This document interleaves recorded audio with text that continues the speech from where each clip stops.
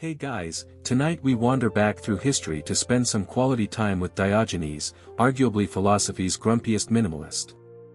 Picture yourself strolling down the sun-baked streets of ancient Athens, sandals slapping softly against dusty paths, olive trees shading lazy afternoons. As you meander through the crowded agora, the murmur of merchants and philosophers fills your ears, mingling with the occasional bleating goat or a shout from a fruit vendor hawking slightly bruised figs. Just ahead, you spot an unusual figure hunched beneath the shade of a public colonnade, a man so deeply committed to minimalism that he'd likely scoff at your comfortable pajamas and fluffy pillows. Yes, that's Diogenes, cynic philosopher extraordinaire, whose daily antics might make you reconsider your attachment to comforts like indoor plumbing. In fact, if you tried living his lifestyle for just one day, you probably wouldn't survive the afternoon heat or public ridicule, but luckily, tonight, you can enjoy his oddities safely tucked beneath your covers. So, before you get comfortable, take a moment to like the video and subscribe, but only if you genuinely enjoy what I do here. And hey, why not let me know in the comments where in the world you're tuning in from and what ungodly hour it currently is. I'd love to hear from you. Now, dim the lights, maybe turn on a fan for that soft background hum, and let's ease into tonight's journey together. You watch Diogenes from a respectful distance, intrigued yet wary, because the philosopher's reputation precedes him, known throughout Athens for his sharp tongue, irreverence, and unabashedly cynical worldview. Diogenes stands out vividly among the bustling Athenians, primarily because he's utterly indifferent to appearances. You'd think living in one of history's most intellectually vibrant cities would encourage some sense of pride or style, but nope, not for Diogenes. Instead, he's famously scruffy, barefoot, and draped in a coarse cloak that looks as if it's been through a few too many rainy seasons. Historians still argue whether Diogenes' stark minimalism was purely philosophical or partly performance art, but either way, the man clearly loved to make a point. As he reclines lazily on the stone steps, he casually sips water from his cupped hands, tossing aside his clay cup earlier when he saw a child drinking directly from a stream, because who needs possessions when your bare hands do the job just fine? The cup, in his view, became unnecessary luxury, so naturally, it had to go. Despite, or perhaps because of, this disdain for material goods, Diogenes attracted attention. Not all of it positive, mind you, many Athenians found him an irritant, a pest who reveled in public embarrassment and disruption. Yet others admired him precisely because he fearlessly questioned societal norms and had the courage to live by his convictions, no matter how uncomfortable they made everyone else feel. Diogenes didn't merely preach minimalism, he embodied it, openly, shamelessly, and sometimes obnoxiously. Imagine, for instance, attempting a conversation with him. Perhaps you'd ask about virtue or truth, typical philosophical banter in Athens. But Diogenes would probably mock your questions as overly complicated. His philosophy wasn't one of grand abstractions, after all, but rather grounded in blunt, practical, often uncomfortable truths. He might even suggest you're overthinking things. After all, life, according to Diogenes, was straightforward, people complicated it by desiring more than they actually needed. Amid this vibrant chaos, Diogenes is a stark reminder of simplicity, an emblem of resistance against unnecessary complication. The fact that he willingly chose poverty in a society that prized wealth and status was revolutionary, if somewhat depressing. After all, he didn't just question superficial pleasures, he questioned the very need for possessions, status, and luxury. In doing so, he set himself apart as a thorn in the side of anyone invested in those comforts, which, let's face it, was just about everyone else. But perhaps the most delightful thing about Diogenes is that he's equally dismissive toward himself as he is toward others. He openly mocked his own life, calling himself a dog, literally adopting the title, cynic, derived from the Greek word for dog, embracing the very insults his critics hurled at him. Dogs, after all, were seen as shameless creatures, scavengers unbothered by manners or expectations, living purely by instinct and need. Diogenes admired this, seeing in their carefree disregard a freedom few humans dared to embrace. Tonight, as you drift deeper into this peculiar philosopher's worldview, consider your own surroundings. The room you're lying in is probably filled with conveniences Diogenes would scoff at: cozy bedding, electric lights, maybe even snacks just a reach away. And that's okay, no judgment here. We're just gently observing Diogenes' chosen path, acknowledging that perhaps his radical minimalism contains a whisper of truth, a gentle challenge to our modern comforts. After all, it's comforting to remember that humans have always been creatures of excess, whether in ancient Athens or your cluttered bedroom. We like our stuff, perhaps a bit too much. And while you probably won't give up your mattress for a marble slab anytime soon, there's something quietly appealing in Diogenes' cynical wisdom. Maybe possessions really do weigh us down, maybe we'd be lighter, freer, happier without quite so many things clinging to us. But for tonight, simply allow yourself to watch him from afar, knowing your comforts await safely within reach. Diogenes, ever true to his nature, remains stubbornly content with nothing more than sunlight, a few sardonic comments, and his stark, unfiltered reality. Let that simplicity soothe you, reminding you gently that the worries keeping you awake tonight might just be complications of your own creation, unnecessary, fleeting, and ultimately forgettable. And with that mildly comforting thought in mind, allow yourself to settle deeper, breathe slower, and follow Diogenes through his strange and surprisingly delightful journey into minimalism's dark, yet oddly freeing embrace. You follow Diogenes deeper into his peculiar brand of minimalism, noting with mild amusement how unapologetically committed he is to making everyone uncomfortable. As the Athenian sun gently dips lower, casting honey-colored beams across dusty pathways, Diogenes casually retreats toward the unusual home he's chosen, a massive clay jar nestled in the shadows of the city streets. Now, you might picture something like a flower pot or decorative urn, but erase those quaint images immediately. This thing is huge, a storage jar originally intended for grain or oil, large enough for a grown man to curl up inside. And there, in the bustling heart of Athens, Diogenes has deliberately settled into this hollow ceramic cylinder. If minimalist decor had a primeval version, Diogenes' jar home would unquestionably be its bleak poster child. Locals often glance over curiously, whispering and giggling as they pass by. Can you blame them? It's not every day you spot a respected philosopher treating a household item like prime real estate. Yet Diogenes wears their amusement like a badge of honor, calmly returning their stares with a mixture of detached indifference and mild irritation, the perfect minimalist blend.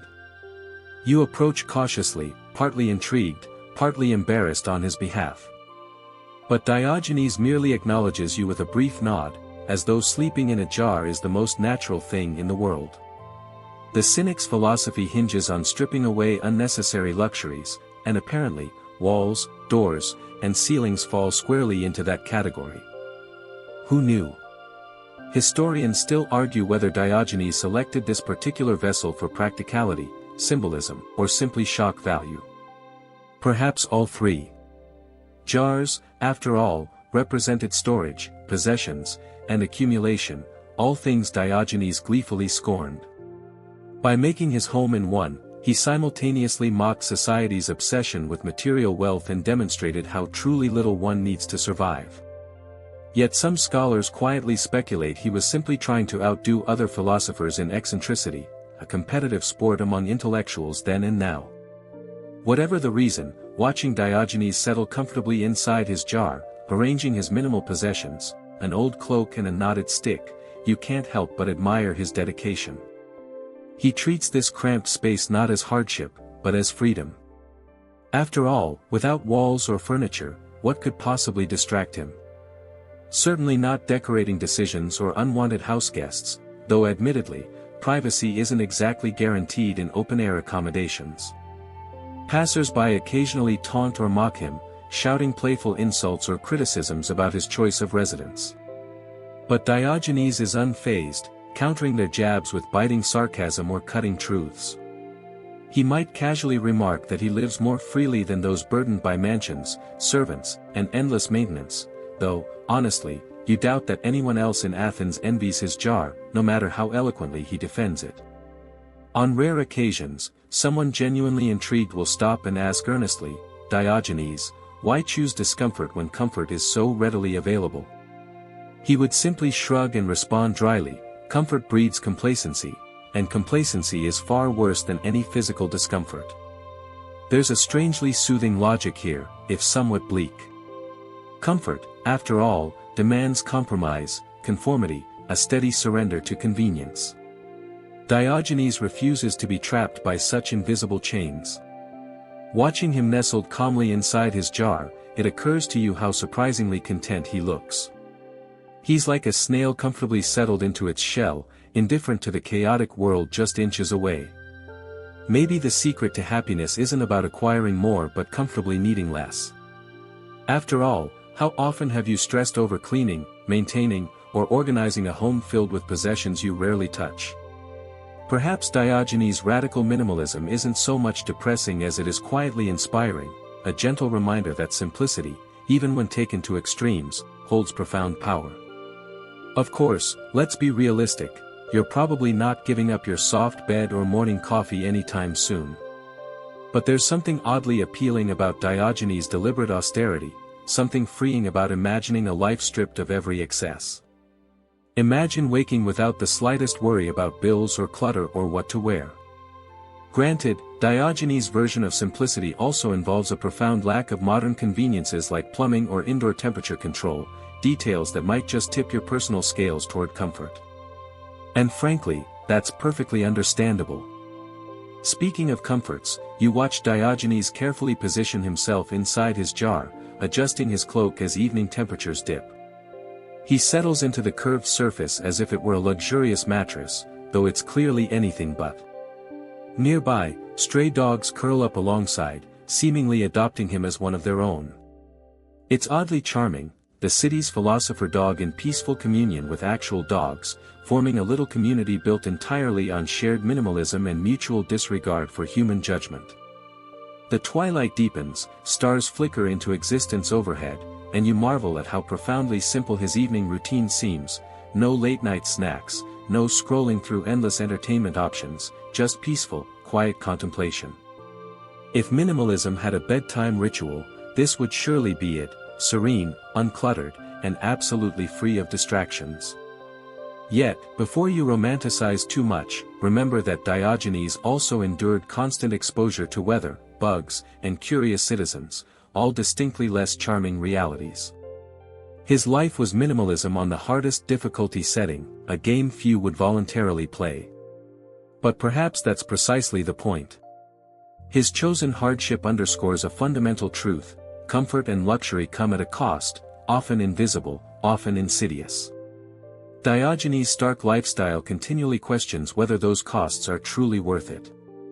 As you quietly retreat from his curious jar home, consider your own surroundings once more, comfortably nestled beneath soft covers, gently insulated from discomfort. While Diogenes may judge your cozy arrangements as excessive, tonight he would probably forgive you for needing just a bit of luxury. After all, even the most dedicated minimalist understands that radical simplicity isn't for everyone. Tonight, simply let his stark commitment gently remind you that beneath all your daily stresses and possessions lies something far simpler, quieter, perhaps happier, if only for a moment. With that comforting thought, let your breathing deepen, relax your muscles, and drift easily into dreams filled not with possessions or worries, but with the gentle freedom of having absolutely nothing left to lose. You drift slowly alongside Diogenes as he continues his relentless campaign against possessions, an assault he conducts with the cheerful intensity of someone utterly convinced he's discovered the meaning of life, or at least the secret to happiness. Of course, happiness, in Diogenes' case, is a relative term, tinged deeply with irony and a splash of existential gloom. But it's still happiness, after a fashion. As dawn softly breaks over Athens, bathing the marble temples and market squares in delicate shades of pink and gold, you watch Diogenes stir from his jar, stretching with the unself-conscious ease of someone thoroughly unconcerned about how he appears to the world. Unlike most Athenians, whose mornings are immediately cluttered with routines, worries, and ambitions, Diogenes' day begins simply. He rises without concern for mirrors, clothing choices, or breakfast dilemmas, because he has none of those things. His possessions are limited to the barest essentials, his cloak, his staff, and the very air around him. At times, even those minimal belongings seem excessive to him. You've probably experienced the satisfying joy of decluttering, a drawer here, a closet there. Well, Diogenes took that concept to its logical extreme, believing anything beyond what nature provided was unnecessary baggage. He famously discarded his cup after observing that a child drank perfectly well from cupped hands, a gesture both profoundly symbolic and slightly absurd. Imagine attempting that logic today. Who needs a fork when your hands are perfectly serviceable salad tossers? Sure, it makes sense, but good luck convincing your friends during a dinner party. Yet, beneath his eccentricities lies a deeply practical philosophy. For Diogenes, possessions aren't merely objects, they're anchors. Every item, no matter how trivial, demands attention, maintenance, and emotional investment. The more you own, he would argue, the more you're owned by what you possess. Watching him, it's hard not to concede he has a point. How many hours have you spent organizing things you barely use, or cleaning items you'd long forgotten existed? Diogenes would mock you relentlessly, then probably invite you to toss it all aside and join him in blissful destitution, though perhaps you might politely decline the invitation. It's worth noting that historians still argue whether Diogenes' minimalism was more philosophical ideal or performative protest. Perhaps he genuinely believed in the liberating power of simplicity, or perhaps he merely relished shocking Athenian sensibilities. Possibly both. After all, he lived during a time when Athens was thriving, its citizens deeply invested in wealth, sophistication, and social prestige. Diogenes' deliberate rejection of these things wasn't just eccentric, it was radical, provocative, and occasionally outright offensive. Even his peers found his approach puzzling, if somewhat admirable. Imagine Plato, with his elegant symposiums and carefully reasoned dialogues, glancing skeptically at Diogenes' grubby cloak and thinking, really? Must philosophy smell this bad? Yet, even Plato couldn't entirely dismiss Diogenes' point, that simplicity, stark and uncomfortable, offers a kind of honesty few possess. It's easy to philosophize about virtue from a comfortable villa, far harder to embody virtue through tangible sacrifice. Diogenes' stubborn refusal to own anything beyond absolute necessity demanded attention, respect, even reluctant admiration. As you watch him wandering Athens with nothing but his tattered cloak and crooked walking stick, his calm indifference contrasts sharply against the frenzied Athenians rushing through their lives burdened by countless concerns. Ironically, it's Diogenes' lack of belongings that grants him profound freedom, a freedom Athenians, with their wealth and ambitions, can scarcely imagine. Sometimes citizens approach, genuinely curious, to ask, "What does it feel like, Diogenes, having nothing at all?" His response, usually a mixture of amusement and disdain, goes something like, "What does it feel like carrying around a house full of useless things?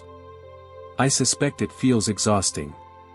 It's a fair question, one that gently haunts you as you glance around your own carefully cluttered room, filled with books you haven't read, clothes you rarely wear, souvenirs from trips barely remembered. Diogenes would likely raise an eyebrow, silently challenging you to defend the necessity of each item, and honestly, you'd struggle to justify even half of them. His logic, relentless and slightly depressing, whispers quietly beneath your defenses, if possessions truly equated happiness, Athenians would surely be the most joyful people alive. Yet Athens, with all its riches and comforts, buzzes constantly with anxiety, envy, ambition, dissatisfaction, problems Diogenes cheerfully bypasses by owning nothing. Of course, there's an obvious downside to Diogenes' brand of minimalism.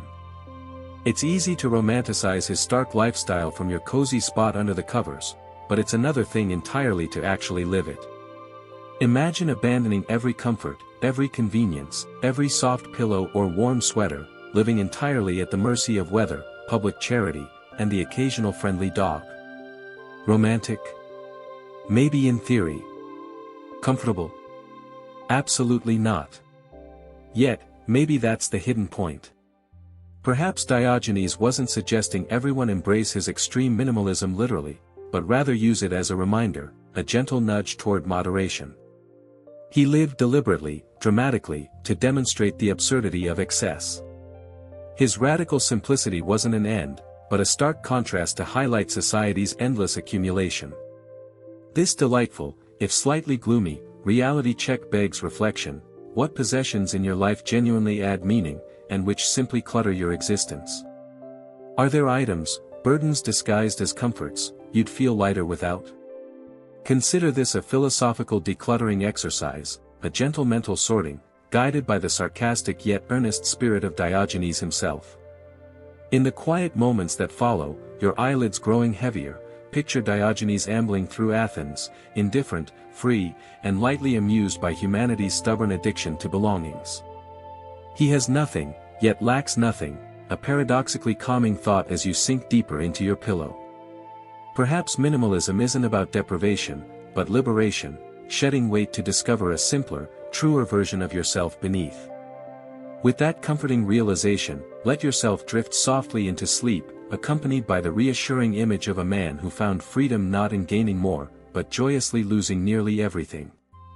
Allow his stark simplicity, gently depressing yet oddly uplifting, to guide you into dreams filled only with what truly matters, leaving behind everything else, at least until tomorrow. You continue drifting alongside Diogenes through the busy streets of Athens, noticing with amusement how effortlessly he ignores every social convention known to civilization. Athenians bustle past, careful about their manners, anxious to present themselves as sophisticated citizens. But not Diogenes. He strolls lazily through crowds, yawning exaggeratedly at their carefully cultivated manners, rolling his eyes at their polite conversations. To him, social etiquette is a tedious game designed by bored people to mask honest communication, something he refuses to indulge in. As the morning market fills with the chatter of merchants hawking goods and patrons bartering enthusiastically, Diogenes makes his presence known. You watch with mild apprehension as he loudly mocks a wealthy merchant proudly displaying an overpriced silk cloak.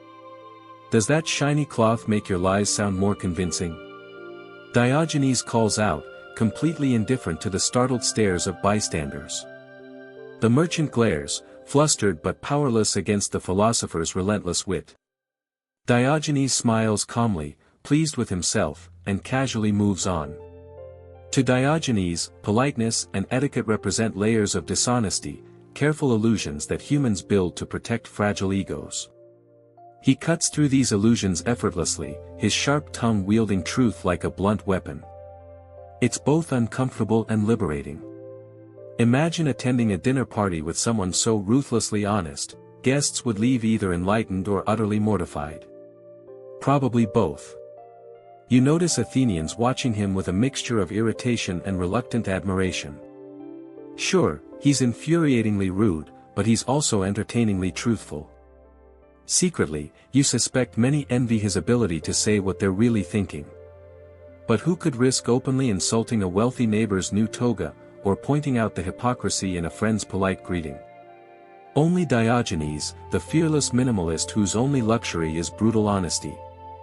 Historians still argue whether Diogenes' abrasive honesty was calculated wisdom or just delightfully reckless behavior. Perhaps both. After all, deliberately flouting social conventions was central to cynicism. He believed that manners and etiquette were artificial chains, binding people to hollow customs rather than genuine expressions. If humanity's greatest burden was conformity, Diogenes gladly carried the banner of nonconformity, with sarcastic remarks scribbled boldly across it. Consider Diogenes' famous disregard for privacy, for instance. Privacy, to him, was a meaningless construct, an invented virtue masking natural human behavior. So, naturally, he would bathe openly in public fountains or eat his meals shamelessly in crowded marketplaces. Athenians were shocked, scandalized even, but Diogenes remained cheerfully oblivious, or rather, deliberately dismissive, of their embarrassment. You can't help but laugh quietly, picturing the scene, dignified Athenians clutching their robes, gasping dramatically at this spectacle. Meanwhile, Diogenes lounges comfortably, munching olives, unconcerned by scandalized whispers. It's both outrageous and oddly charming, highlighting how easily human dignity can crumble when confronted with something as harmless as open eating or bathing. Perhaps civilization is built on shakier ground than we'd like to admit.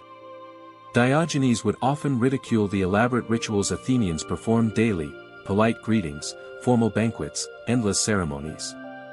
Why spend hours feigning interest, he might say, life is short, honesty is quicker. Of course, his relentless honesty often earned him enemies, but surprisingly, it also attracted admirers. After all, who doesn't secretly admire someone brave enough, or reckless enough, to voice uncomfortable truths? Even Plato, the refined philosopher whose academy was the heart of intellectual Athens, couldn't entirely dismiss Diogenes' blunt sincerity. Though Plato favored elegant rhetoric and structured debate, Diogenes preferred directness, often interrupting Plato's lectures with sarcastic commentary. Legend has it that Plato once described humans as featherless bipeds, to which Diogenes responded by plucking a chicken and tossing it into the lecture hall, shouting, "Behold, Plato's human." Plato reportedly revised his definition afterward to include, with broad, flat nails, but surely he did so reluctantly, quietly irritated yet impressed by Diogenes' audacity. Watching Diogenes interact with polite society is fascinating. He exists in stark contrast, unfiltered and unapologetic. If politeness is civilization's polished veneer, Diogenes proudly reveals the raw wood beneath. His blunt honesty highlights just how exhausting politeness can be, constantly maintaining appearances, carefully avoiding offending anyone. Diogenes reminds you that beneath every polite smile or polite nod lies a more honest, often cynical thought, buried beneath layers of etiquette. Yet, despite his relentless disdain for manners, Diogenes wasn't entirely without charm. Beneath his crusty exterior was a wit sharp enough to occasionally earn genuine laughter. Even those he insulted most sharply often found themselves reluctantly smiling afterward, admiring his skillful honesty despite themselves. Maybe there's something refreshing about someone who says precisely what they're thinking, unfiltered by politeness, though you might prefer such honesty in small doses, preferably not directed at you. As the sun climbs higher, Athens buzzes with midday activity. Merchants chatter louder, laughter fills taverns, and Diogenes calmly strolls among it all, gently exposing hypocrisies and laughing quietly at polite discomfort. Watching him, you can't help but reflect on your own interactions. How many conversations have you had today that felt slightly forced or overly polite? Wouldn't it be nice, just occasionally, to discard the etiquette and speak openly, even bluntly? Perhaps not as openly as Diogenes. Some honesty, after all, should come in moderation, but maybe enough to feel a bit lighter, freer. Let Diogenes' delightful disregard for social conventions gently remind you that beneath politeness lies honesty, simpler and more satisfying. Tonight, as you sink deeper beneath your blankets, imagine shedding all expectations of politeness, releasing all need to pretend or conform. Allow yourself, for a moment, to exist just as you are, no pretense, no etiquette, simply honesty in its purest form. As sleep pulls you deeper, picture Diogenes smiling gently, perhaps sarcastically, at your newfound liberation from politeness. After all, isn't life simpler when we stop pretending? Isn't honesty, however blunt, somehow more comforting? With these calming, slightly cynical thoughts, let yourself drift softly toward dreams unburdened by manners, etiquette, or unnecessary pretense, courtesy of philosophy's grumpiest, yet delightfully honest minimalist. You stroll alongside Diogenes through the bustling agora, noticing how Athenians instinctively part ways as he approaches, not from reverence, mind you, but from a cautious desire to avoid becoming his next target. Today, Diogenes seems particularly energized, perhaps because he's headed toward his favorite philosophical pastime, openly mocking Plato. Now, Plato represents everything Diogenes disdains: carefully refined manners, prestigious followers, and a love of complex, abstract concepts. Plato's academy, a leafy sanctuary for intellectual discourse, is the pinnacle of sophisticated Athenian society. Yet, in Diogenes' eyes, it's simply an extravagant stage for intellectual posturing. If Plato's philosophical style is a carefully rehearsed symphony, Diogenes' approach resembles an irreverent kazoo solo, loud, abrasive, and surprisingly effective at puncturing solemnity. You follow Diogenes as he saunters casually toward the academy, completely unfazed by the dignity of Plato's illustrious gathering.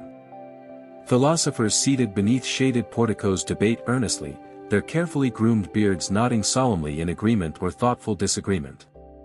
Diogenes pauses theatrically at the Academy's entrance, letting his disheveled appearance and indifferent demeanor sink in like a quiet insult. Immediately, heads turn. Philosophers sigh heavily, recognizing Athens' most notorious heckler. Plato himself, dignified yet wary, raises an eyebrow, bracing for whatever sarcastic jab Diogenes might offer today. And Diogenes never disappoints. With mock sincerity, he declares loudly, "Plato, I've come to trample your empty ideas, but I fear I'd only bruise my feet." A few students stifle laughter, Plato's lips twitch into a begrudging smile. Even he can't entirely resist Diogenes' relentless wit. Historians still argue whether Diogenes genuinely disliked Plato's philosophy or simply enjoyed irritating him. Perhaps it's both. Plato's love for lofty ideals provided endless fuel for Diogenes' cynical fire. Plato taught about perfect forms and ideal states, concepts lofty and abstract enough to draw admiring crowds but vague enough to frustrate practical minds. Diogenes preferred his truths straightforward and simple, preferably blunt enough to bruise egos. Famously, Plato once lectured eloquently about the nature of man, confidently defining humans as featherless bipeds. Diogenes, overhearing this elegant yet overly simplistic definition, couldn't resist. The next day, in full view of Plato's students, he plucked a chicken bear, marched directly into Plato's classroom, and triumphantly declared, "Behold, Plato's man." Plato, with admirable patience, or perhaps resigned irritation, quietly amended his definition to include broad, flat nails.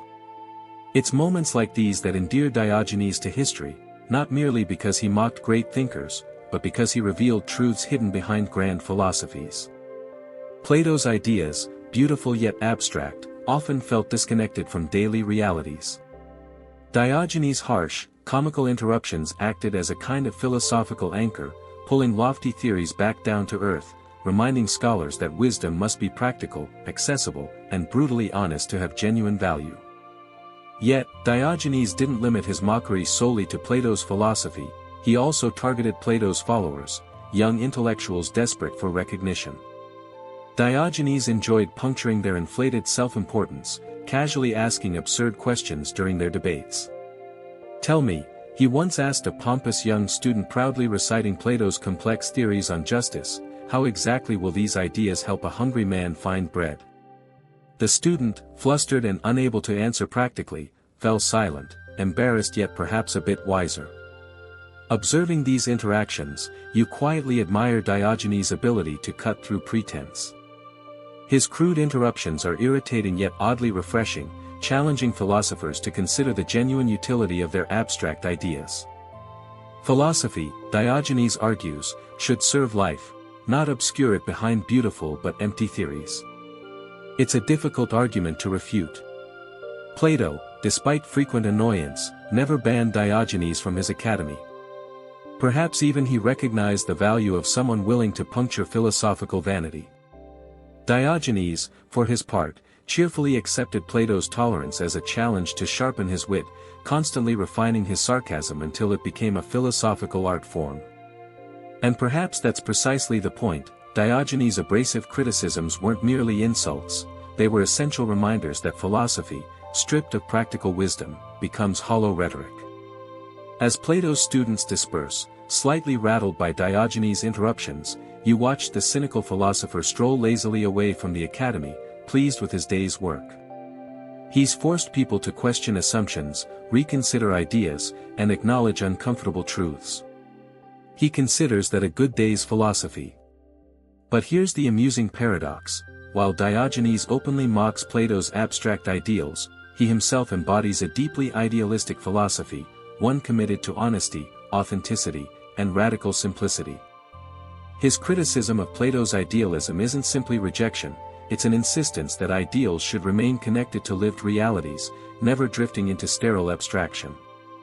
As the afternoon sun dips gently behind Athens' rooftops, bathing the city in warm amber hues, you reflect quietly on your own ideals. How often have you pursued ideas detached from practical reality? How many lofty plans, grand intentions, and beautifully worded resolutions have you abandoned when confronted by practical inconveniences? Perhaps tonight, gently guided by Diogenes' cynical wisdom, you can reconsider your own abstract ideals, reconnecting them with tangible truths. Imagine yourself letting go of philosophical perfection, embracing simpler yet more practical wisdom, wisdom gently guided by lived experience, rather than distant ideals. Feel the relief that comes from recognizing not every idea needs to be lofty or profound. Sometimes, honest simplicity is enough. It's comforting, in a gently depressing sort of way, to realize life doesn't always require grand philosophical truths. Often, it simply needs honest moments, straightforward, practical, and quietly profound. Tonight, as sleep draws you deeper into its comforting embrace, picture Diogenes smiling softly, perhaps even approvingly, at your newfound acceptance of simplicity over abstraction. Let his delightful mockery of Plato's lofty ideals gently remind you that wisdom doesn't always speak eloquently. Sometimes, it merely laughs softly, nodding knowingly at human folly. With that soothing thought, allow yourself to drift effortlessly into sleep, carried gently by philosophy's grumpiest minimalist, a man whose sarcastic honesty gently reassures you that simple truths, however blunt or uncomfortable, are often the most comforting of all. You stroll lazily behind Diogenes through the sunlit streets of Athens, noticing how the crowd suddenly murmurs excitedly, parting swiftly. A ripple of whispers and gasps precedes the approach of a visitor whose reputation might actually rival Diogenes' own eccentricity, Alexander the Great himself. Yes, Alexander, the young Macedonian king already renowned for his legendary ambitions and boundless arrogance, has come to see Athens' famously rude philosopher. Picture the scene clearly: Alexander, young, confident, clad in gleaming armor that catches the afternoon sun, surrounded by aides and admirers who eagerly await his every command. Beside him, his generals and counselors shift uneasily, uncertain what to expect from Athens' resident cynic. Surely Diogenes will show some respect to Alexander. After all, this is the man destined to conquer the known world. Then again, perhaps not. This is Diogenes we're talking about. You watch, mildly amused yet slightly anxious, as Alexander strides confidently toward Diogenes' clay jar, his shadow falling dramatically across the philosopher's resting place. Diogenes reclines comfortably in the sun, utterly unimpressed by the military spectacle before him, blinking lazily up at Alexander without bothering to rise. Alexander's voice rings out clearly, commanding attention. "Diogenes," he says grandly, "I've heard much about your wisdom. Ask of me any favor, and it shall be yours." The air grows heavy with expectation.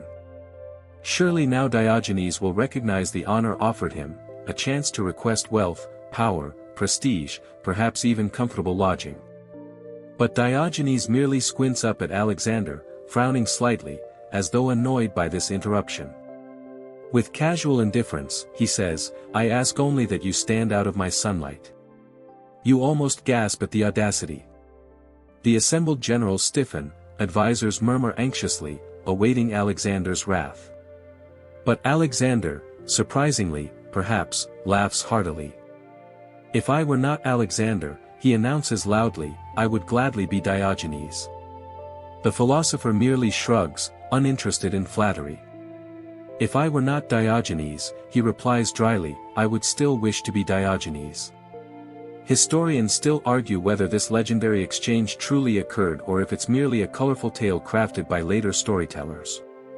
But true or not, it perfectly captures Diogenes' complete indifference to power, prestige, or authority. Facing Alexander, the most powerful man of his time, Diogenes remains wholly himself, unimpressed, uninterested, utterly content with his simple existence. Imagine yourself in Diogenes' place. Could you maintain such calm disregard when faced with overwhelming power? Would you casually dismiss opportunities for wealth or influence, content instead to bask in simplicity? Perhaps not, and that's perfectly understandable. But Diogenes reminds you gently that real power lies not in accumulating honors, but in the freedom to genuinely not care about them. Alexander himself, despite his vast empire, endless riches, and legendary victories, would struggle to match Diogenes' simple, unaffected contentment. Even the great conqueror recognized that power and prestige carry hidden burdens, constant worry, endless responsibilities, relentless ambition. Diogenes, meanwhile, remains blissfully burden-free, no empire to manage, no image to maintain, no expectations to fulfill beyond his own simple needs. Later, Athenians whispered stories about this meeting, marveling at the strange encounter between ambition personified and simplicity embodied. Some laughed at Diogenes' foolishness, others envied his freedom. Yet everyone quietly recognized a deeper truth: Alexander, despite his vast accomplishments, momentarily admired something he lacked: a genuine, uncomplicated life. Diogenes, in his stubborn minimalism, possessed what no conqueror could acquire through battle or conquest: authentic contentment, unaffected by power. As you watch Alexander stride away, returning to his empire-building ambitions, you reflect quietly. Perhaps Diogenes' response was more profound than mere sarcastic wit. Asking Alexander to move from his sunlight symbolized a deeper philosophy, rejecting influence, power, and temptation, recognizing instead that true happiness lies in the simplest things: sunshine, rest, quiet contemplation. It's oddly reassuring, gently depressing perhaps, but comforting to think true joy requires nothing more complicated than a bit of sunshine and personal space. Watching Diogenes return peacefully to his nap beneath the warm rays, you smile softly. He's utterly unfazed by his encounter with Alexander, perhaps even slightly irritated that it disrupted his comfortable routine. Yet his casual dismissal of the world's greatest conqueror gently challenges your own assumptions about ambition, success, and power. Perhaps the truest freedom, Diogenes whispers quietly, lies not in acquiring greatness, but in genuinely not needing it. Tonight, as you lie comfortably beneath blankets Diogenes would surely mock as excessive, imagine letting go, just briefly, of ambitions, responsibilities, expectations. Picture yourself free, genuinely unburdened by desires for power or prestige, calmly indifferent to worldly pressures. How comforting would that simplicity feel, gently drifting towards sleep with nothing heavier than the weight of your own breathing. And if, in your dreams, Alexander himself approaches, promising you vast kingdoms or immense riches, perhaps tonight you'll smile gently and reply, "No thanks, just move a bit, you're blocking my sunlight." Feel the quiet power in that response, the gentle strength in choosing simplicity over ambition. As sleep pulls you deeper, picture Diogenes nodding approvingly, smiling softly at your newfound appreciation of minimalism's gentle wisdom.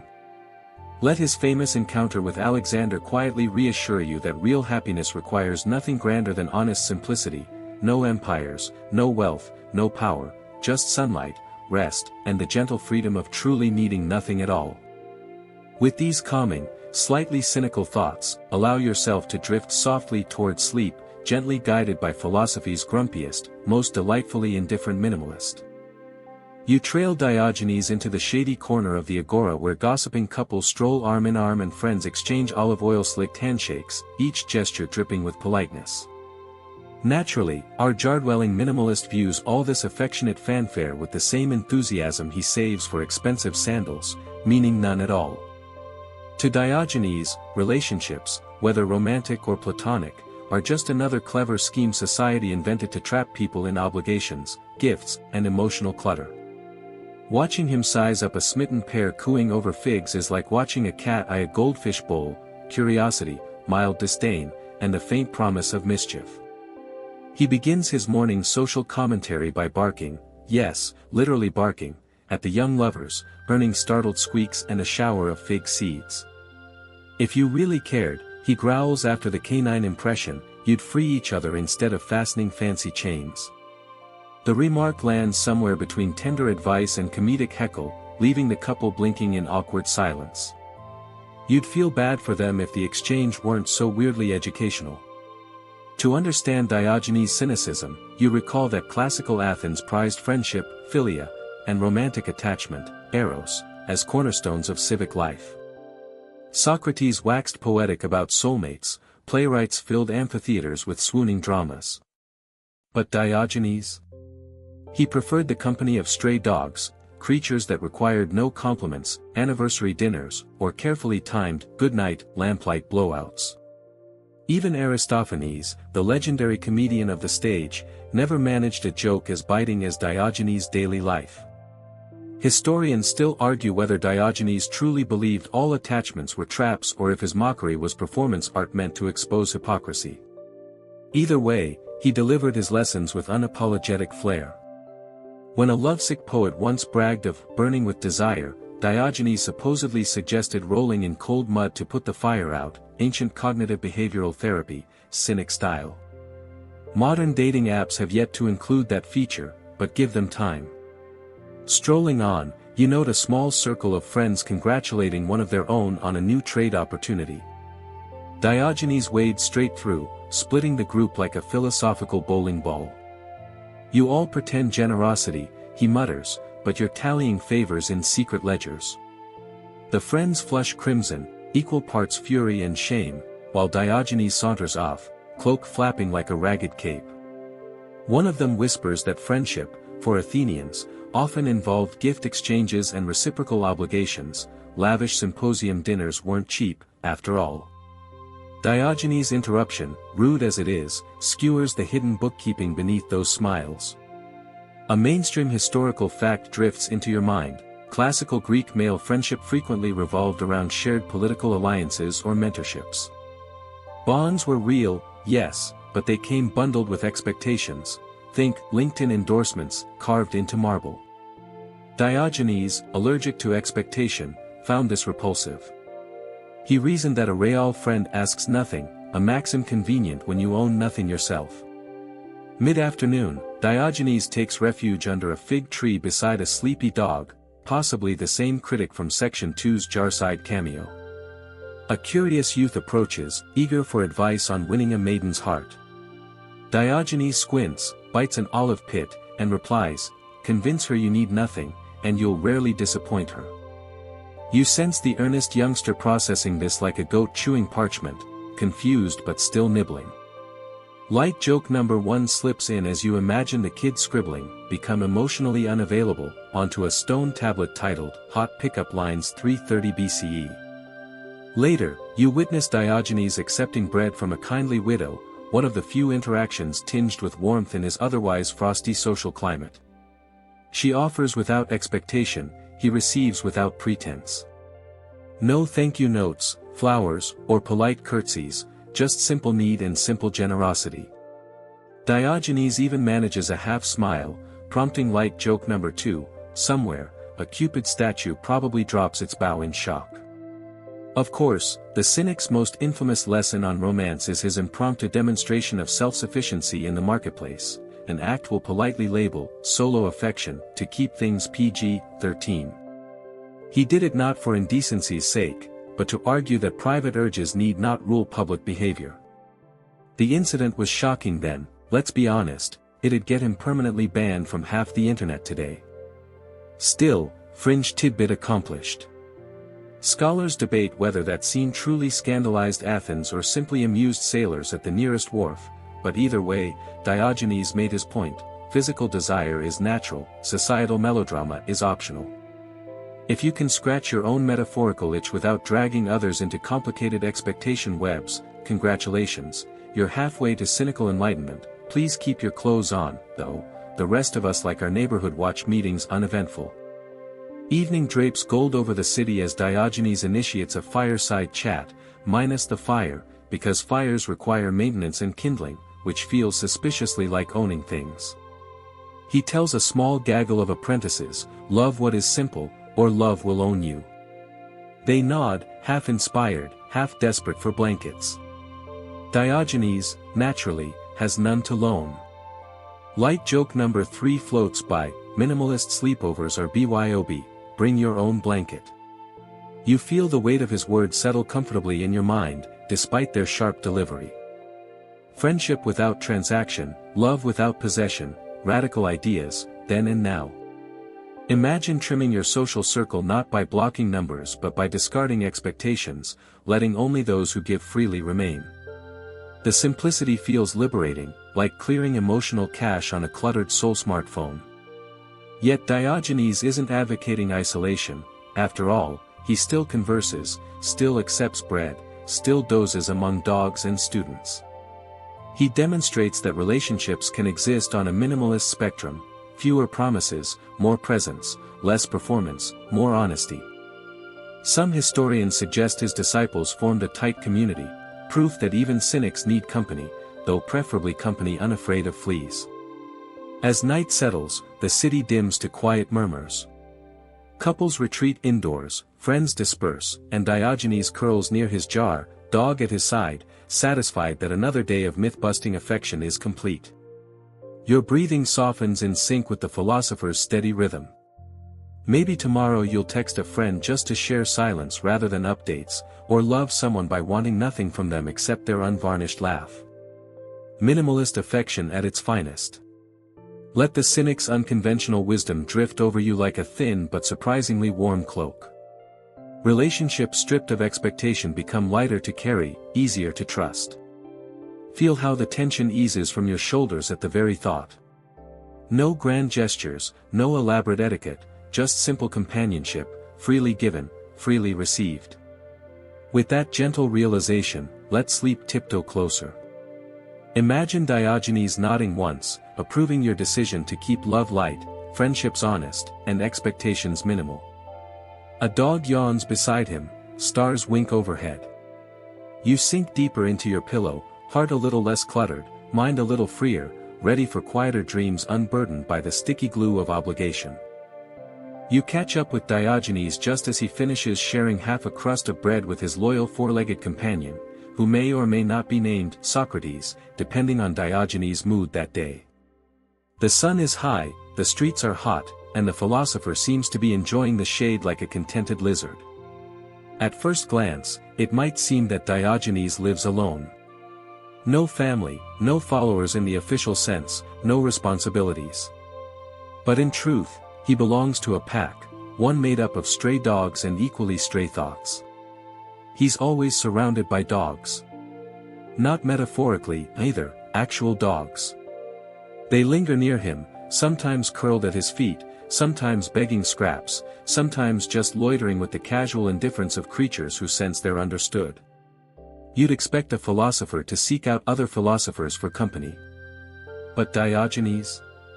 He picks dogs. Because dogs, he claims, are honest. They don't pretend. They don't flatter. They don't ask for your opinion on the latest symposium. They just exist. And in that existence, Diogenes sees the purest form of living. To him, the dog is the ideal citizen. They eat when they're hungry, sleep when they're tired, bark when they're annoyed, and most importantly, they ask for nothing more than what they need.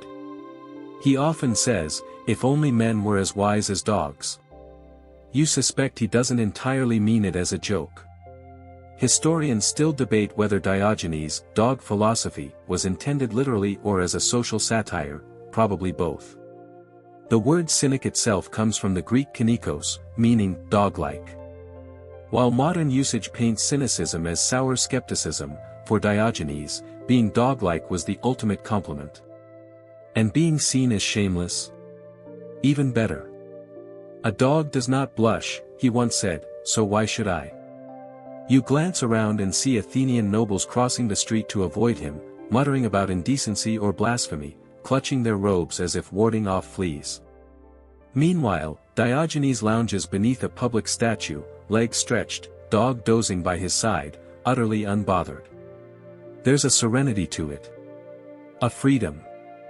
A kind of spiritual confidence that doesn't need gold rings or rhetorical flourishes to feel complete.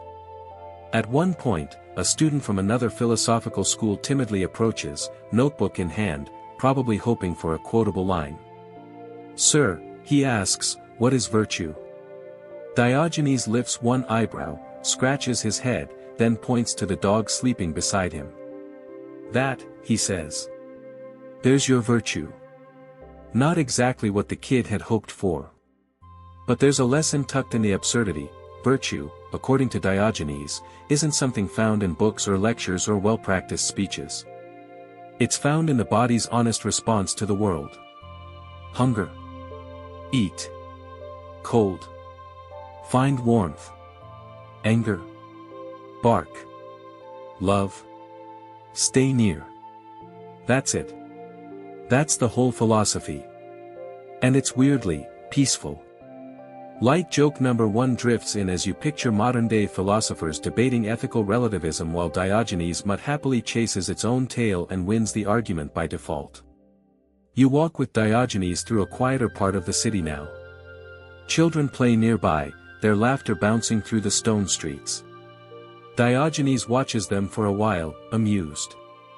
One of them offers him a piece of bread. He accepts it with a small nod. No lecture, no sarcasm. Just quiet thanks. And in that moment, the boundaries between teacher and child, philosopher and beggar, man and dog, all seem to dissolve into something simpler. A quirky tidbit floats back from earlier records. Diogenes is once said to have praised a dog that bit a wealthy man who tried to cheat a slave vendor. That, Diogenes laughed, is justice without a jury. He celebrated instinct over institution, reaction over red tape. And the dog? Well, he probably got an extra crust that day. Some scholars today still argue about whether Diogenes' entire life was a metaphor, a kind of living satire designed to expose the absurdity of civilized life. But then again, satire usually involves exaggeration. Diogenes didn't exaggerate, he lived what he preached. That jar wasn't a prop. That cloak wasn't a costume. That dog wasn't symbolic. It was just a dog. And for Diogenes, that was the whole point. As afternoon stretches on, you notice the contrast more clearly.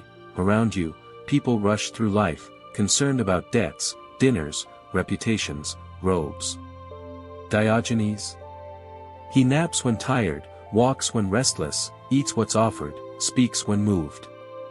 It's not laziness. It's not apathy. It's deliberate simplicity.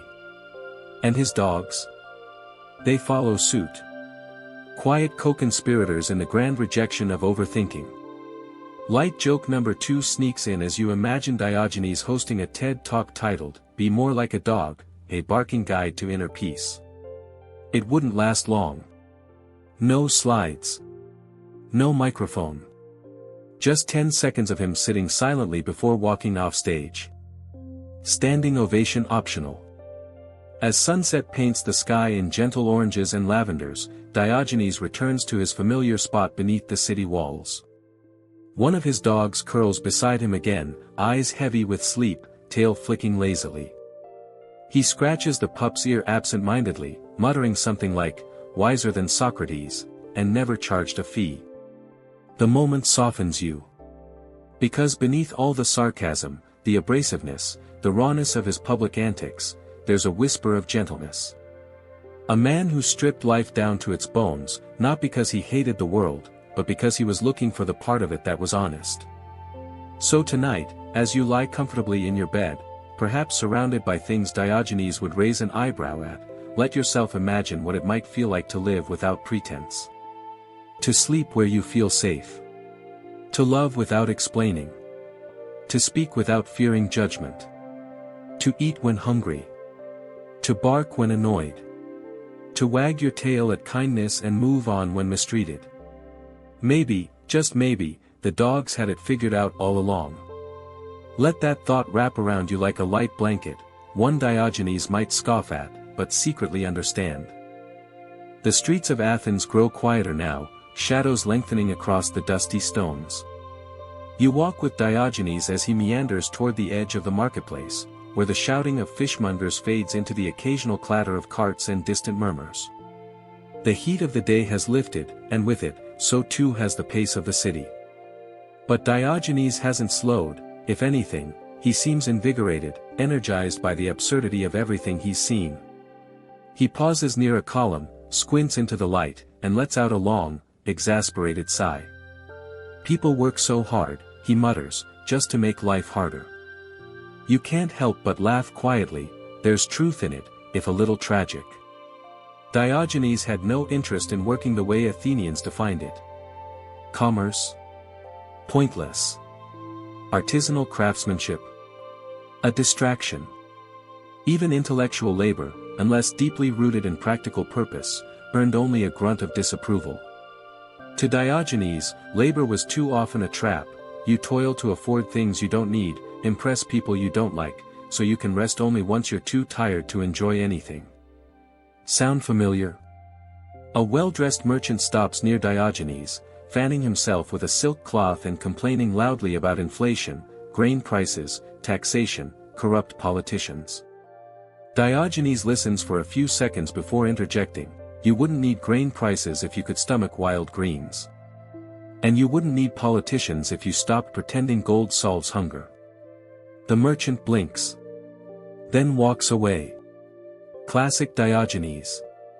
Historians still argue whether Diogenes' rejection of labor was total or simply strategic.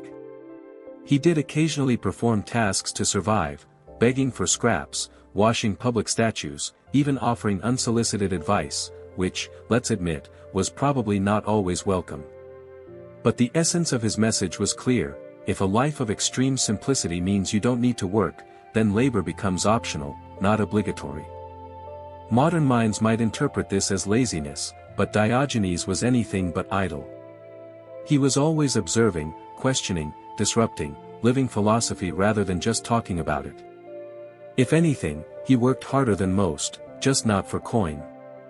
He worked for clarity, stripping away illusions and asking questions most people were too polite, or too scared, to ask. Today, he stops by a group of apprentices discussing the virtues of diligence. "Work makes you strong," says one proudly. Diogenes scoffs. "So does carrying a heavy stone all day. Is that virtue, or just stupidity?" It's a jab, yes, but not without insight. Effort is not inherently noble. The purpose of that effort matters. Diogenes challenges you to ask, what are you working for? Is it survival? Status? Stability? Or is it simply momentum, working because everyone else is? A fringe tidbit floats into memory. Diogenes was once offered a position as a royal advisor in Corinth. His reply: "Why would I dig another's garden when I already have the earth?" In other words, why labor under someone else's vision when you're already free? He declined the offer, of course, and likely insulted the messenger for good measure. At one point, a local farmer offers Diogenes a handful of barley bread and a jug of watered wine. The philosopher accepts both gratefully. No currency exchanged, no labor rendered, just need met with generosity. You watch Diogenes eat slowly, savoring each bite as if it were a banquet. Austerity, he often claims, makes every meal taste better. Imagine how exquisite your coffee would be if you hadn't bought 12 other things to earn it first. Light joke number 1 drifts in: if Diogenes had a resume, it would probably just say, professional napper/occasional olive consultant. But don't mistake his rejection of labor for laziness. It's more like a protest, a lifelong sit-in against the machinery of productivity. To him, the obsession with labor for labor's sake was society's most elaborate self-imposed punishment. Build bigger homes, so you need more money. Work more hours, so you need more wine. Chase promotions, so you need more distractions to forget how tired you are. Diogenes stepped off the wheel. Then he flipped the wheel over and used it as a bed. The man didn't just question jobs, he questioned the entire idea of needing to do anything for approval. He wasn't trying to get ahead. He was trying to get away, from illusion, from ambition, from obligations that weren't rooted in truth. As you sit beside him, watching the orange of the sunset deepen into purple, Diogenes lies back and hums a nameless tune, utterly content. His day has been full. He's eaten, insulted a few people, mocked status, questioned productivity. He's fulfilled his purpose, if we dare call it that. Light joke number 2, somewhere, an Athenian motivational speaker is absolutely losing his mind. You reflect for a moment on your own day. Was it packed? Efficient? Did you tick off every box, chase every ping, answer every email? Maybe. But now, with Diogenes snoring softly beside his empty bowl and the stray dogs curling near, it all feels heavy. Not bad. Just complicated. Weighted. Perhaps tomorrow, you might choose to do a little less. Or at least want a little less. Let Diogenes' lazy wisdom loosen the gears in your brain tonight. You are not a machine. You do not exist only to produce, to respond, to chase. Sometimes, you are allowed to simply be. To exist. To nap under a tree without guilt. To eat bread slowly. To stare at the sky until your mind goes soft and silent. Breathe that in. Let it settle. Feel the relief in your muscles. The world will wait. Let it. For now, you rest, not because you've earned it, but because you exist. And that, as Diogenes might say between yawns, is reason enough. Evening cools the city, and the shadows stretch long across the agora. You watch Diogenes meander back toward his favorite column near the theater. He's not interested in the show, of course, unless the tragedy involves a rich man losing his sandals in a puddle. But tonight, he seems pensive, clutching a smooth stone in one hand as he stares at the silver glint of coins on a nearby stall. A pair of traders are loudly exchanging drachmas, arguing over the worth of dyed cloth. 20, says one. 10, says the other. 15.5, comes the compromise. Diogenes snorts so hard it startles a nearby chicken. You argue as though the coins themselves have flavor, he mutters. Lick them. See if your appetite improves. Diogenes hated money, not just what it bought, but what it did to people. He believed currency distorted the soul, turned needs into desires and people into merchants of themselves. To him, coins were symbols of misplaced faith, shiny objects we worshipped more than wisdom, carried more carefully than kindness. If your wallet is thicker than your honesty, Diogenes would argue, you're spiritually bankrupt. You sit beside him, quietly watching as a boy drops a copper coin into a beggar's cup. The beggar bows his thanks. Diogenes watches with one eye. He's poorer now, Diogenes whispers, but not because he gave the coin. Because he once thought he needed it. Historians still debate whether Diogenes' hatred of wealth was total or theatrical. Some believe he was making a point through performance, rejecting money to highlight how society overvalues it. Others insist he truly found it detestable, the root of greed, war, and self-deception. Either way, Diogenes never held on to money longer than it took to insult someone with it. There's a story about Diogenes finding a gold coin on the ground. Instead of pocketing it, he tossed it into a river with a dramatic plop, declaring, "Now no man will ruin his soul over this one." You imagine the fish were confused but grateful. Light joke number 1, somewhere upstream, a crab is now the wealthiest creature in the Aegean. And Diogenes didn't just reject money, he mocked those who obsessed over it. One wealthy man once invited him into a lavish home, hoping for flattery or approval. Diogenes instead tracked muddy footprints across the fine carpets, then shrugged, saying, "I'm only walking where there's already filth." Needless to say, he was not invited back. But here's the curious thing, Diogenes wasn't trying to destroy wealth. He simply believed it distracted from truth. When people focus on gold, they forget to question whether they actually need anything gold can buy. Food, warmth, rest, those are simple, tangible needs. But silk robes, ivory spoons, imported perfume? All attempts to soothe discomforts we created for ourselves. Remove the source of discomfort, he said, and you won't need the coin to fix it. A mainstream historical fact anchors this reflection: in classical Athens, wealth often determined civic power. Rich citizens could sponsor festivals, influence policy, and earn prestige through spending. But Diogenes refused even the idea of financial influence. He claimed he had no need for power because he had no fear of poverty. What could the state take from a man who owned nothing? He once watched a banker counting coins at a temple. "Why are you praying?" Diogenes asked. Surely the gods are busy with better things than balancing your accounts. The banker blinked. Diogenes grinned and walked away. Watching him now, lounging against the column with a few dry olives in hand, you realize how easy it is to mistake his minimalism for bitterness. But it's not bitterness, it's clarity. A kind of radical transparency that refuses to play the game everyone else seems so desperate to win. He didn't hate wealth because he was poor. He rejected it because he saw what it did to people who once weren't. Light joke number 2, if Diogenes ran a financial seminar, it'd just be him standing on a box, yelling, "Burn your receipts." But he wasn't advocating poverty for suffering's sake. He wasn't romanticizing hunger or homelessness. Instead, he demonstrated that much of what we chase can be let go, gently, deliberately, and in doing so, we might be freer than we've ever been. Tonight, as city lamps flicker and you feel the soft pressure of your own blankets, think of all the things you buy not out of need but fear. Fear of boredom, fear of insignificance, fear of being left behind. Diogenes reminds us, you don't need a coin to be worthy. You don't need a couch to be comfortable. You don't need a title to be wise.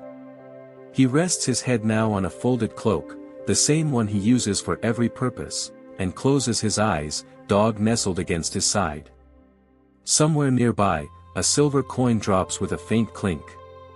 Diogenes doesn't stir. Let that simplicity wash over you. Let the tension drain from your shoulders. The coins in your life, the status, the worry, the polished performances, they can all be set down. At least for tonight. Diogenes' final lesson on money is simple: if you can't eat it, sleep on it, or laugh at it, you probably don't need it. You wake, or dream, it's hard to tell, into another slow morning in Athens. The markets haven't opened yet, the sun barely peeks over the hills, and the air is cool, not yet thick with the chatter of trade. But Diogenes is already moving, his cloak wrapped loosely around him like a makeshift robe of disapproval. He's headed straight toward a crowd gathering in front of the city assembly. Something political is brewing. You can smell it, a mix of fresh scrolls, tense shoulders, and rich men trying to look humble. You follow at a casual pace, knowing full well what's about to happen. Politics, to Diogenes, is a performance.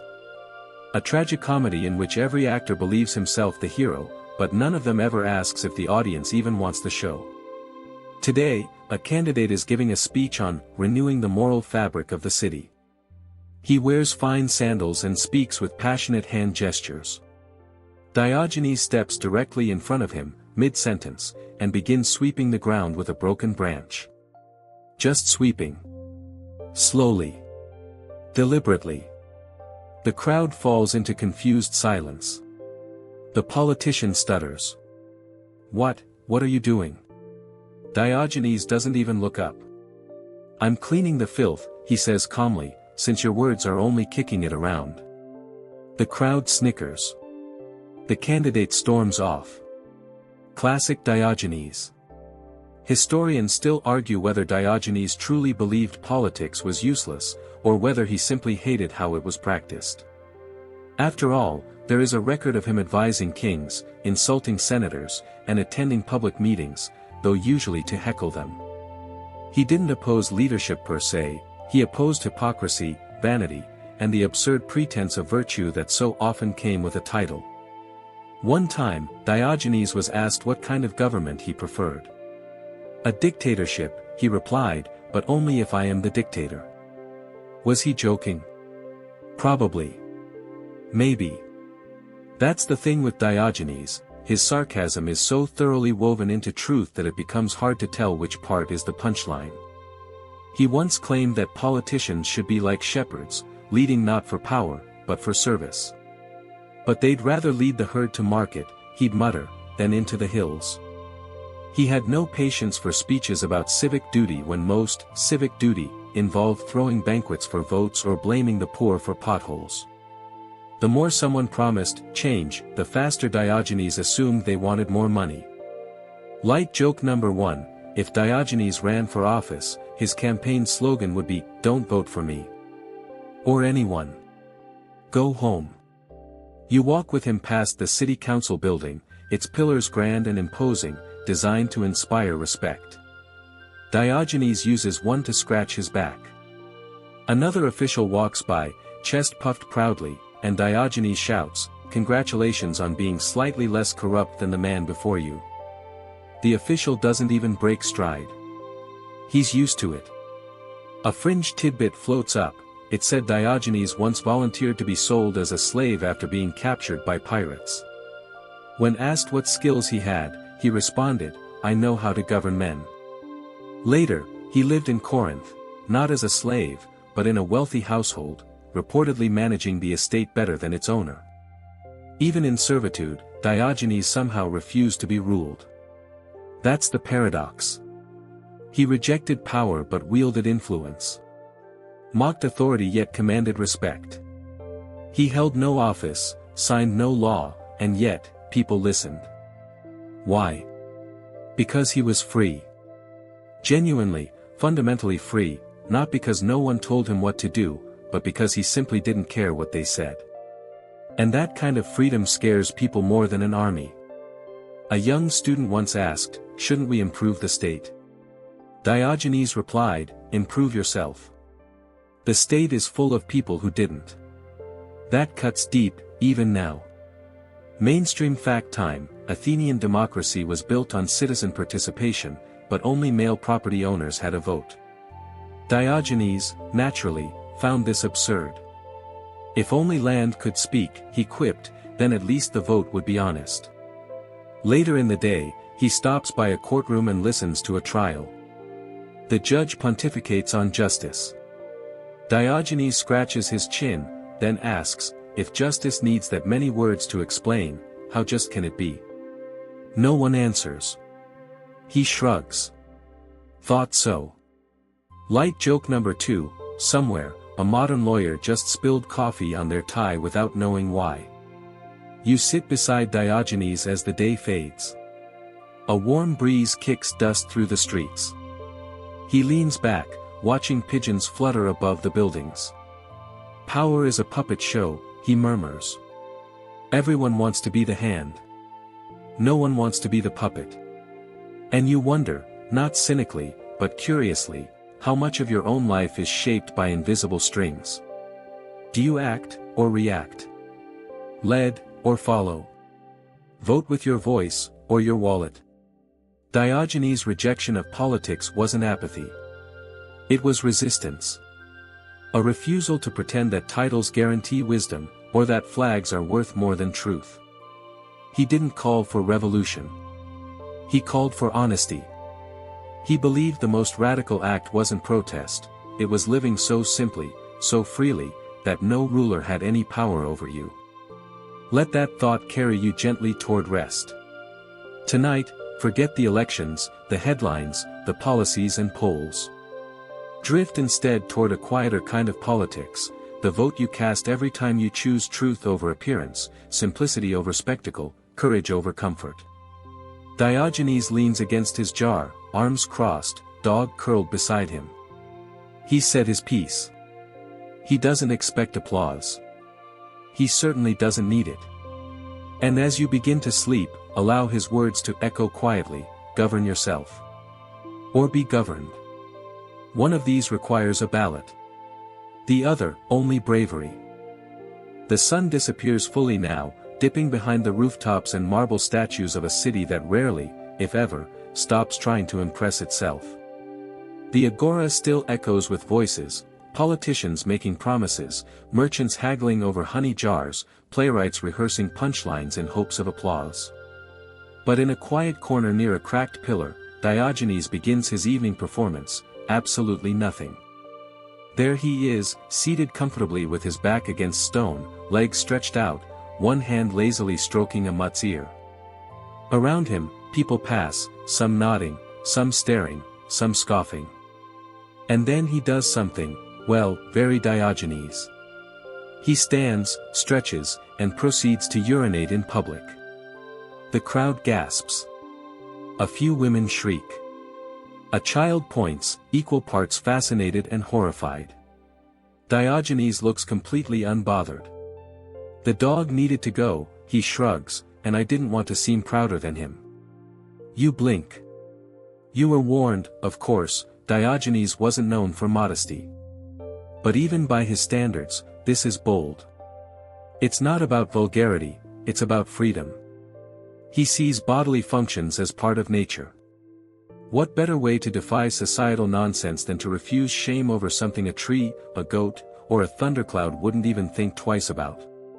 Historians still debate whether these public stunts were acts of protest or just Diogenes being himself.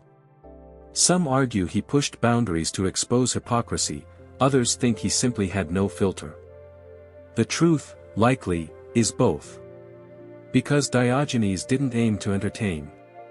He aimed to unsettle. And if a little urination in the name of truth does the trick, so be it. In fact, Diogenes used these spectacles to draw lines between nature and law. What is shameful, he asked, if not simply an agreed-upon illusion? Why do we treat hunger, sleep, or nudity as taboo when every living thing participates in them? If virtue is living in accordance with nature, then Diogenes was practically a saint, just one who smelled like olives and old rain. Mainstream historical fact here, in classical Athens, public decency laws were taken seriously. Shame wasn't just cultural, it was enforced. Yet Diogenes flouted those expectations at every opportunity. Not to be cruel, but to make people stop and think. Why are you ashamed of what your own body does? Why is nature offensive only when performed by humans? A fringe tidbit enters the scene. Diogenes reportedly once walked through the city during a festival, carrying a lantern in broad daylight. When asked why, he answered, "I'm looking for an honest man." No one stepped forward. He kept walking. You think about that for a moment. Honesty, in Diogenes' world, wasn't about paying taxes or telling your friend they have spinach in their teeth. It was about radical transparency, the refusal to wear masks, the courage to be publicly real, no matter how inconvenient or embarrassing that might be. Light joke number 1, if Diogenes had an Instagram, it'd be 100% unfiltered, and 100% banned. Now you watch as he settles again beneath his column, backlit by torchlight. The city continues without him, oblivious to how thoroughly he's rejected its script. While others fret over their appearance, Diogenes scratches his ear with the enthusiasm of someone who's fully accepted that life is occasionally itchy and not worth pretending otherwise. Nearby, a couple walks past, talking about a new home they've purchased. Diogenes overhears. "What need have you for walls," he says, "if you live in fear of what's outside them?" They don't answer. Maybe they don't understand. Or maybe they do, and the silence is their own form of honesty.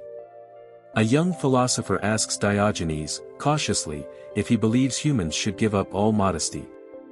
Diogenes shakes his head. Modesty isn't wrong, he replies. But lies dressed as modesty are worse than nakedness. It strikes you that so many of your own behaviors, carefully worded emails, choreographed apologies, the way you rearrange your face in mirrors, are performances, socially rehearsed until they feel like truth. But Diogenes reminds you, your body is not an inconvenience. Your instincts aren't errors. You are not made wrong simply because society prefers polish to presence. Light joke number 2, somewhere, a toga designer is sobbing into silk, realizing their best client just walked around naked to prove a point. Later that night, Diogenes dozes off briefly, then wakes to stretch and stare at the stars. Even the heavens don't cover themselves, he muses. Why should I? It's hard to argue with a man who sees shame as a disease of the over-civilized. You sit quietly beside him now, the night humming with crickets and the occasional bark.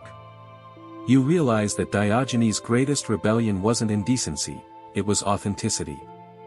He dared to be what most people are too scared to imagine, completely honest, completely visible, completely unashamed.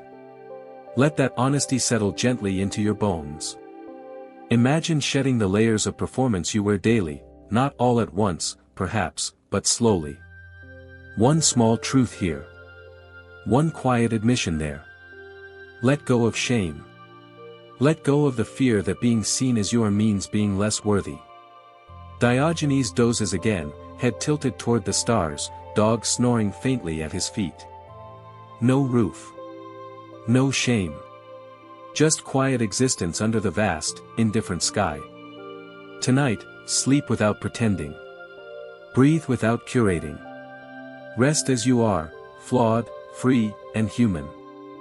It's early again, the kind of quiet morning where even the birds seem to hesitate before chirping. You spot Diogenes not in his usual spot by the jar, but wandering through the city with an odd look in his eye. He's carrying something. A lantern. Lit. In broad daylight. Athenians stop to watch as he paces through alleys and marketplaces, slowly and deliberately holding the flame aloft like a priest in a silent ritual. "What are you doing now, Diogenes?" someone calls. "Hunting ghosts." He doesn't answer at first. He simply walks. Head high. Lantern glowing.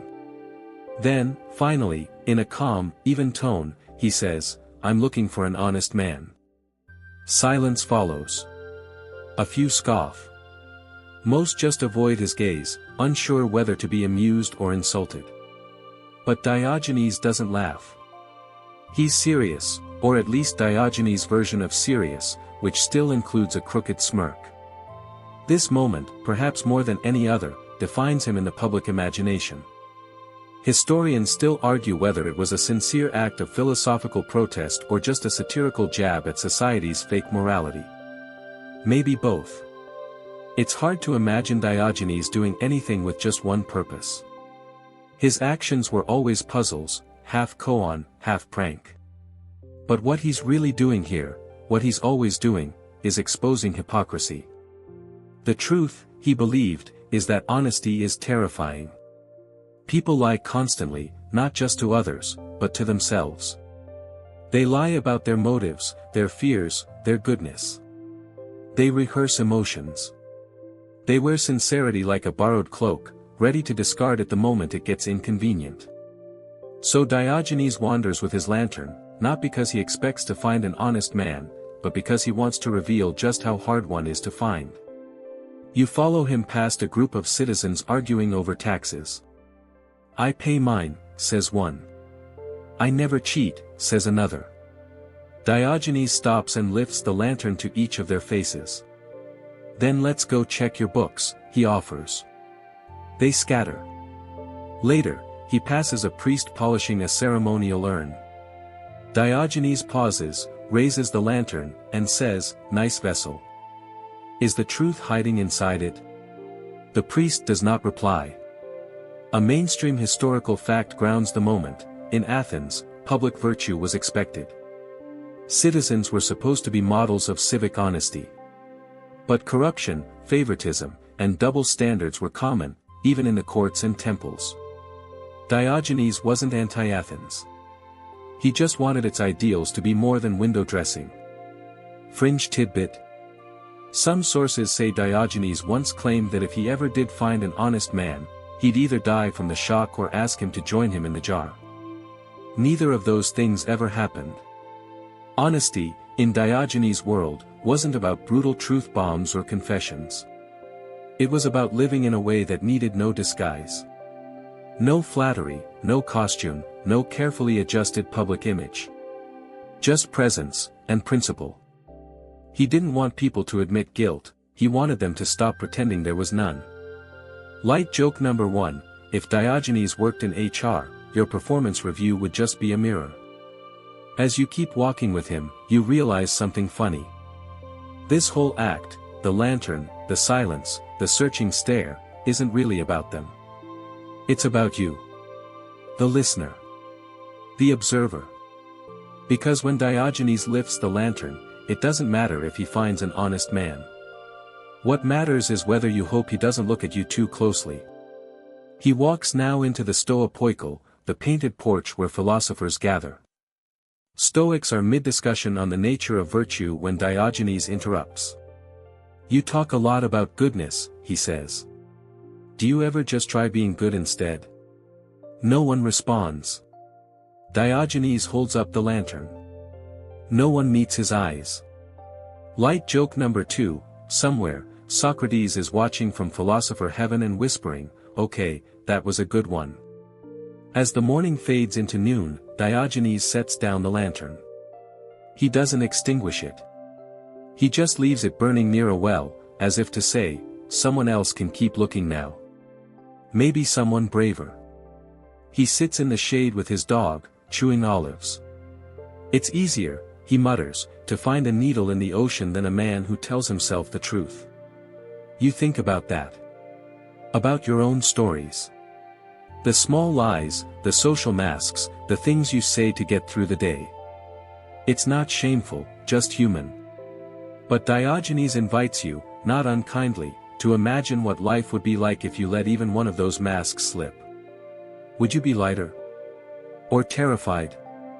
Honesty like his isn't polite. It isn't always kind. But it's clean. Simple. Real. And in a world of performance, that's rarer than rubies. Tonight, as the lantern's glow flickers in your imagination, consider letting it shine quietly inside your own thoughts. No pressure. No judgment. Just the gentle question, what truth am I hiding from myself today? Maybe you're fine. Maybe you're tired. Maybe you need rest more than reassurance. That's okay. Diogenes would understand. He once said, "I know nothing. But at least I don't pretend I do." And maybe that's where honesty begins, not in knowing truth, but in stopping the performance. Breathe that in. Let the performance end. No lines. No script. Just you, resting. No mask needed. The afternoon turns golden. You walk with Diogenes again, but something in his step is slower now. Not tired exactly, more like thoughtful. Reflective. The usual fire in his eyes has dulled slightly, like embers glowing low after a long burn. He's quieter today, and that alone makes the city feel off. Like someone muted the background noise of the universe. You ask nothing. Diogenes isn't the type to appreciate concern. But your silence says enough. He leads you down a winding path near the edge of the city, past the olive groves where children once played, and into the dusty hills where Athens slowly fades behind the trees. You sit with him on a large rock overlooking the sea. There's no audience here. No merchants. No nobles. No students to heckle. Just wind, salt air, and Diogenes, chewing the last of his olives with thoughtful slowness. "So," he says finally, "they say I'm dying." You blink. He doesn't. He's not afraid. He's not even sad. If anything, there's a slight smirk in the corner of his mouth, like he just remembered the punchline to a joke that took 80 years to land. Historians still debate how Diogenes died. Some say it was from an infected dog bite. Others claim he choked on raw octopus. And there are even more dramatic tales, that he simply held his breath and willed himself into death, like some kind of sarcastic Buddhist monk. No one really knows. But of course, Diogenes would have laughed at the speculation. Why should it matter how a man dies when the real question is how he lived? He shifts slightly, adjusting his cloak. I've spent my life rejecting everything people cling to. Gold. Titles. Status. Even decency. And yet here I am, still clinging to breath. You say nothing. The sea says nothing. But both seem to listen. I've mocked them all, he continues. The liars. The hypocrites. The polished philosophers who use 20 words to say nothing. But I've also mocked myself. You have to, you know. Or else you become one of them. A fringe tidbit creeps in from the ancient scrolls. It's rumored that Diogenes, when asked what he wished to happen to his body after death, said, "Throw me outside the city walls so the wild animals may feast." When someone protested, horrified, he added, "Then give me a stick, so I can chase them away." The protester said, but you'll be dead, you won't feel a thing." Diogenes just smiled. Exactly. That's the lesson, really. The final joke. He wasn't rejecting death. He was rejecting the fear of it. The idea that your bones need to be worshipped or preserved. That your body somehow gains meaning after you're no longer in it. No. For Diogenes, death was nothing to be mourned. It was just the last illusion to let go of. Light joke number 1, if Diogenes had a tombstone, it'd probably say, "I told you I didn't need a tombstone." You watch him look out over the water. The wind catches his hair. His eyes are clear. "I've seen more honest dogs than honest men," he says softly. "But once in a while, someone surprises me." He doesn't say whether that someone is you. You feel the weight of the day settle on your chest, not heavy, but grounding. Finality has that effect. It clarifies. You think of your own life. Your routines. The people you chase. The things you buy. The fears you hide. Diogenes asks no questions aloud, but his silence does the asking for him. What are you clinging to? Is it necessary? Is it true? He stretches his legs again, slow and deliberate. The dog at his side stirs, then rests its head on his knee. Diogenes scratches between its ears absently, as if it were the most important task he's ever performed. And maybe it is. He talks less now. Observes more. Laughs softly at a hawk circling overhead. Then says, "If I wake tomorrow, I'll mock them again. And if I don't," he shrugs, "I'll finally be quiet." A long pause follows. Then, just as the sun dips behind the mountains and the sky begins to cool into deep indigo, he leans toward you and says, "Don't waste your time polishing your cage. Find the door. Open it." You don't answer. There's nothing to say. Because that was the whole point. Let the idea settle. Let it echo through the chambers of your thoughts. Don't be afraid to feel the small sting of truth. It doesn't mean something's wrong. It means something real is finally being felt. Light joke number 2, somewhere, Plato's ghost is groaning, "Even in death, this man is unbearable." But Diogenes isn't unbearable. He's honest. And maybe that's what made him feel unbearable in the first place. Let that honesty hold your hand now. Let the simplicity of it tuck you in. Death, in Diogenes' world, is not something to flee. It's something to laugh at. A final letting go. A release. An unclenching. So breathe deep. Release what you don't need. Let the sun set on your fears.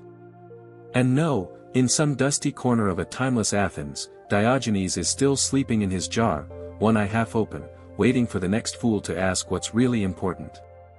He'll answer, of course. But only if you've let go of enough to hear it.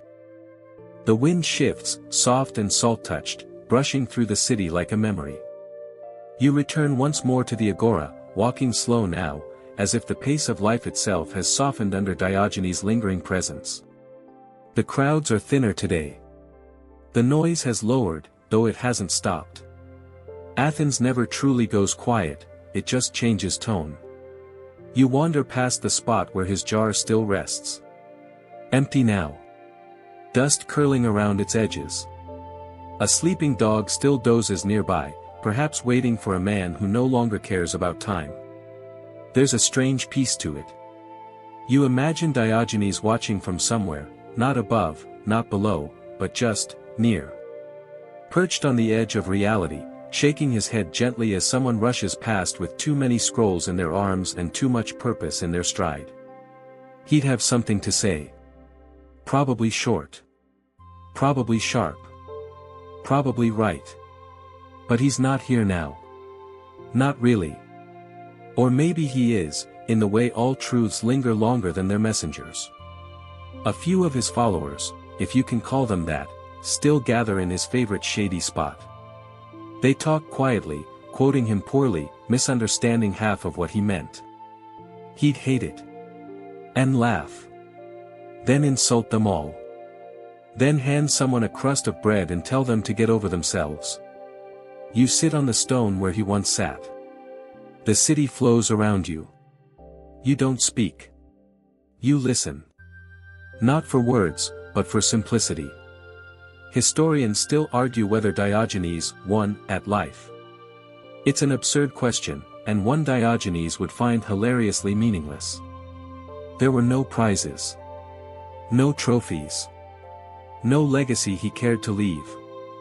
He had no heirs. No estate. No gilded biography. He had a cloak, a staff, a jar, and a dog. And a mind that sliced through pretension like a hot dagger through aged feta.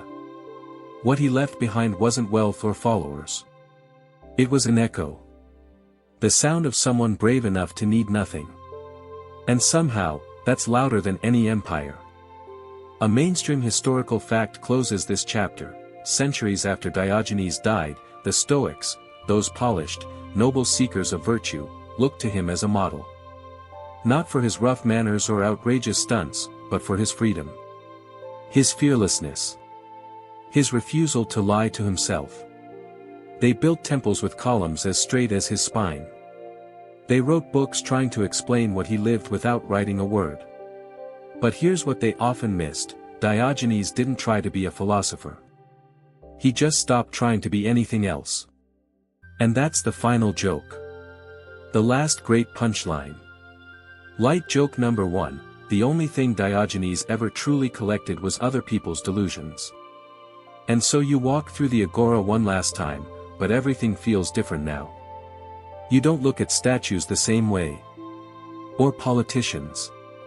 Or shopkeepers arguing over goat cheese. Everything's a little more transparent. The masks are thinner. The noise, somehow, quieter. Even your own thoughts feel less cluttered. You think about what you'll carry home from this journey. Not his cloak. Not his jar. Not his dog, though you kind of wish you could. But something deeper. Something lighter. His freedom. His honesty.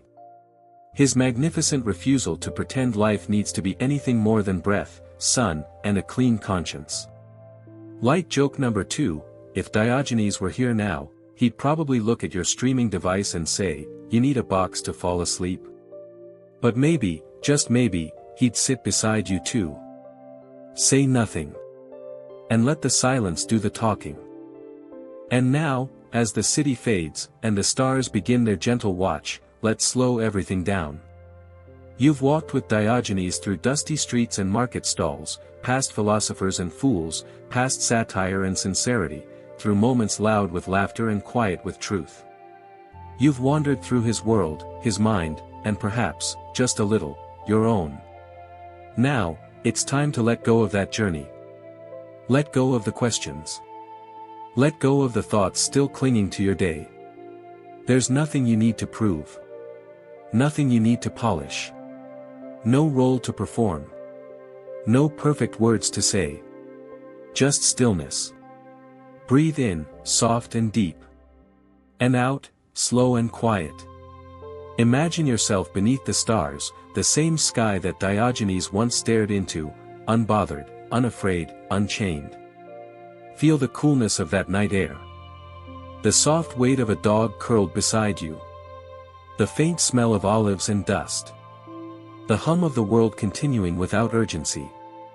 You are not required to be anything tonight. You are allowed to rest. You are allowed to let the noise fall away. And as your breath steadies, let the thought drift through you like wind. You have enough. You are enough. And somewhere, perhaps in the corner of a dream, an old philosopher nods, not to correct you, not to test you, not even to teach you, but simply to say, "You finally get it. Now sleep well."